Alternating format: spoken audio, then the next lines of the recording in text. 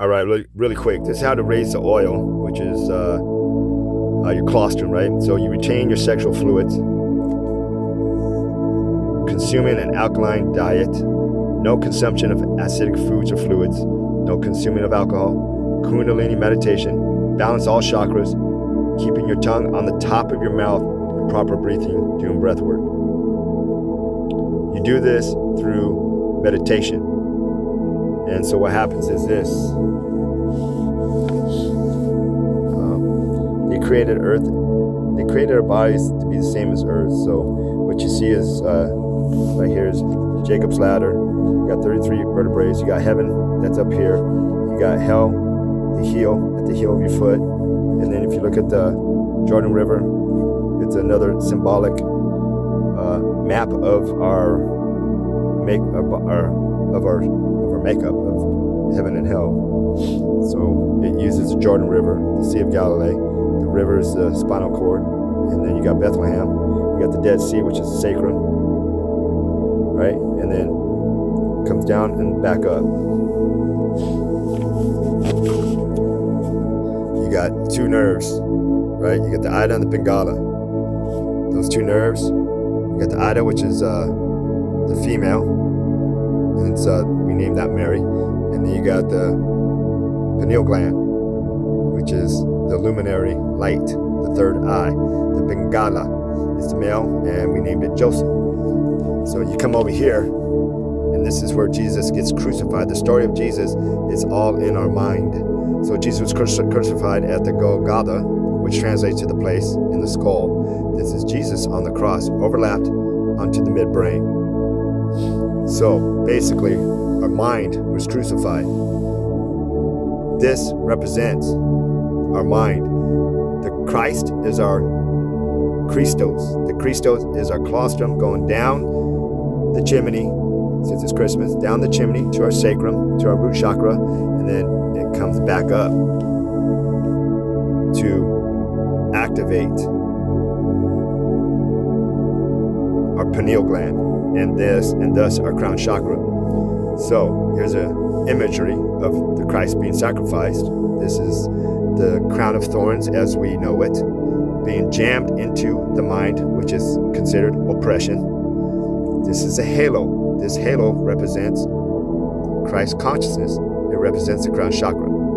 So this halo got oppressed into our minds via the Golgotha, via our mind, via a midbrain.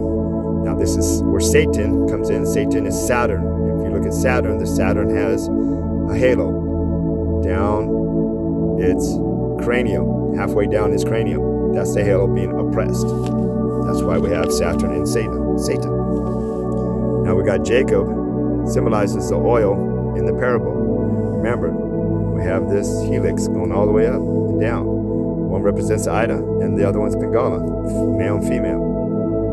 Now, the oil in this parable, the rock he fell asleep on is the sacrum bone. That's the root chakra, where the oil falls and stays for some time. That's where it rises after the third day. 2 to 3 days, it rises back up.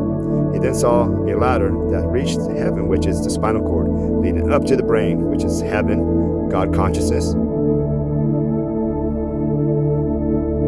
crown chakra. The spinal cord is the stairway to your head, which is heaven. So, the story of Santa Claus. Santa Claus is the colostrum. The colostrum goes down, spend some time down here at the sacrum, your root chakra, and then it climbs all the way back up to heaven, right? Now, if you're living in hell, you're only living in 1, 2, 3, the 3 bottom chakras. Then you got the heart chakra. So this is where demons and devils live, right in here. The root chakra, that's why it's red. That's why the devil's all red. All right, here's your 33rd vertebrae. The light of the body is the eye, the third eye. Therefore is thine eye be single. The whole body shall be full of light, shall be your aura. Now, how do you get to heaven? Right? eating from the tree of good and evil, the knowledge of good and evil. Unless you are born again, you cannot see the kingdom of God. It's not a coincidence that the verse John 33:3 is talking about being born again, reborn again. You're reborn again when the oil raises back up past the 33rd vertebrae. So if you're living down here, and then you're born again, this is the evil, this is the sin, this is party, drugs, and rock and roll. Then you're born again, and then you're living up here. This is where your soul lives. This is your soul. This is where morals live, right? Down here, you lose your soul from immorality, right? And then up here, there are ways to bypass losing your soul, but I'm going to talk about that right now. So there you go. Hope that helps you.